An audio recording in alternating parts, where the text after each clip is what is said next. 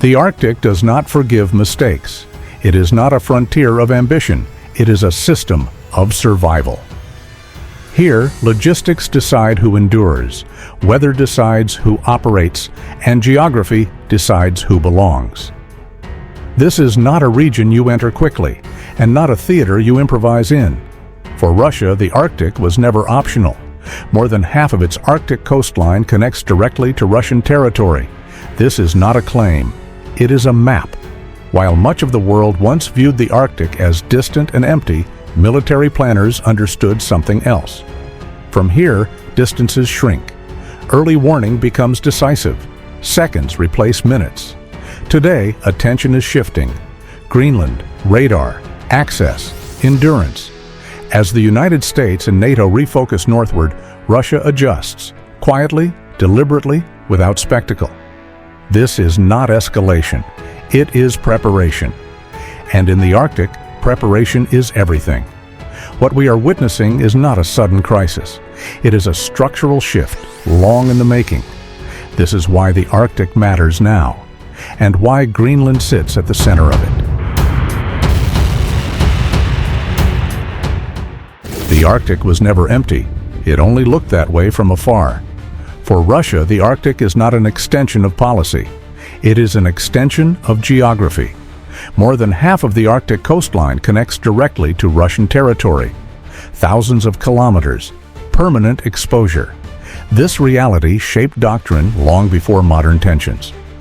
Since the Soviet era, Russia treated the Arctic as a system of survival, not as a stage, as infrastructure, air bases built for extreme cold, ports designed to operate through ice year-round, a nuclear icebreaker fleet unmatched in scale.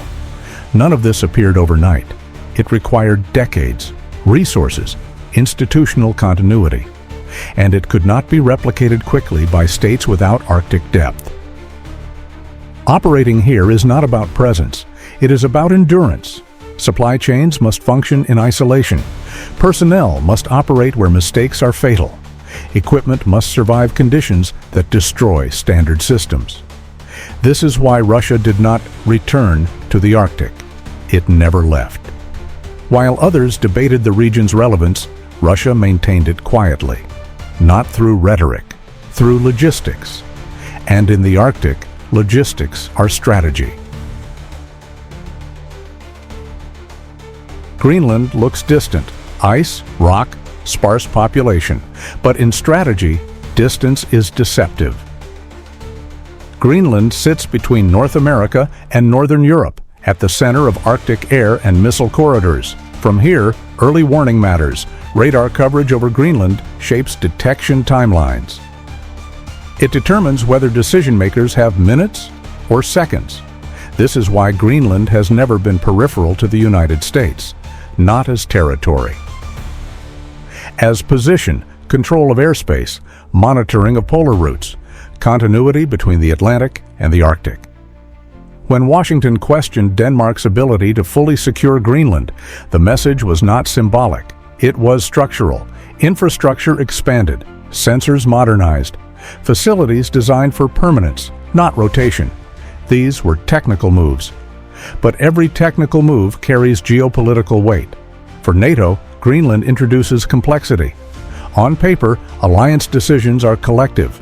In practice, priorities differ. Denmark faces constraints. Northern European states watch carefully. Questions quietly circulate. Is this shared strategy or a unilateral recalibration? For Russia, the implications were clear. Greenland is not about confrontation. It is about balance. When early warning architecture shifts, posture must adjust. Not emotionally, not publicly, but deliberately. This is why Russian responses have been measured. Expanded monitoring, adjusted readiness, reinforced awareness. Not escalation, stabilization. Because in the Arctic, imbalance is risk, and risk is something serious actors avoid.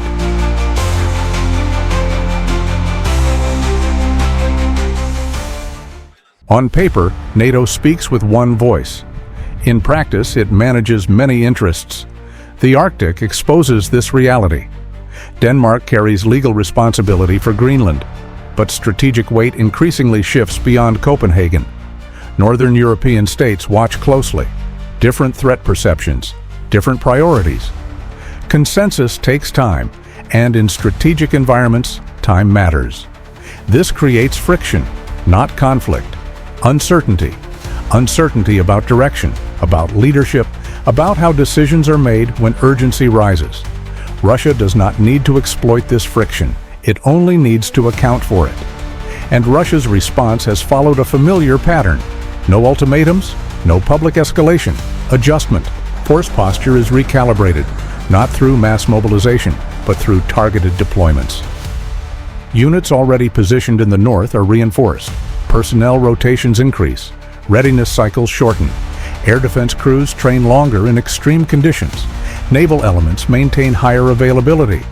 Ground forces focus on mobility and sustainment. This is not about moving armies toward confrontation.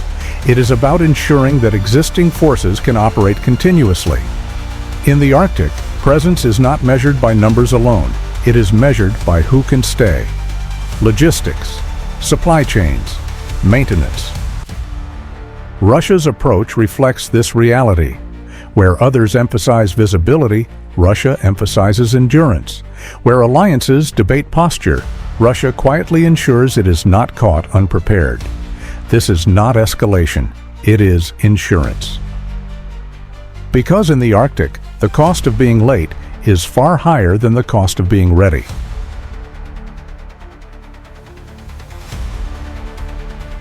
Military posture never exists in isolation.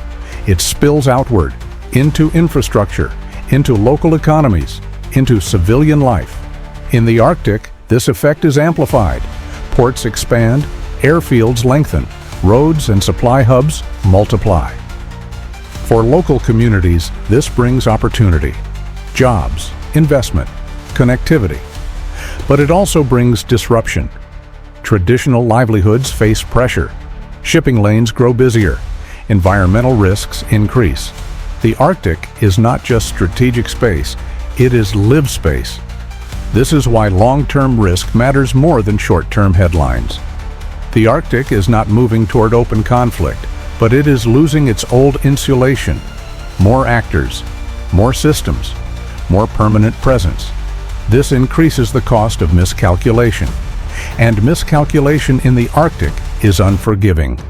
Extreme weather leaves no margin. Distance punishes mistakes. Logistics decide outcomes. What comes next is unlikely to be dramatic. No sudden confrontation, no sharp break. Instead, gradual normalization. More patrols become routine. More deployments become permanent.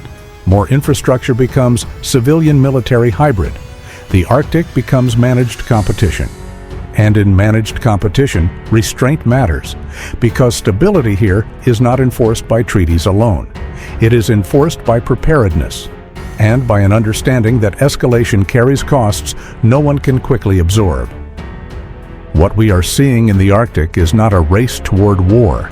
It is a test of judgment, a test of restraint, a test of preparation, a test of whether major powers still understand the difference between signaling and provocation. The Arctic does not reward emotion. It does not forgive shortcuts. It does not tolerate miscalculation. This is why what happens here matters far beyond the ice. Not because of headlines, not because of slogans, but because decisions made quietly today shape strategic reality for decades. Russia did not suddenly move into the Arctic. NATO did not suddenly notice it. What changed is attention, and attention once focused rarely fades. The question is not who dominates the Arctic. The question is whether global actors can manage competition without turning an extreme environment into an unnecessary point of friction. This channel does not ask you to choose sides. It asks you to understand systems, to recognize patterns, to question simplified narratives.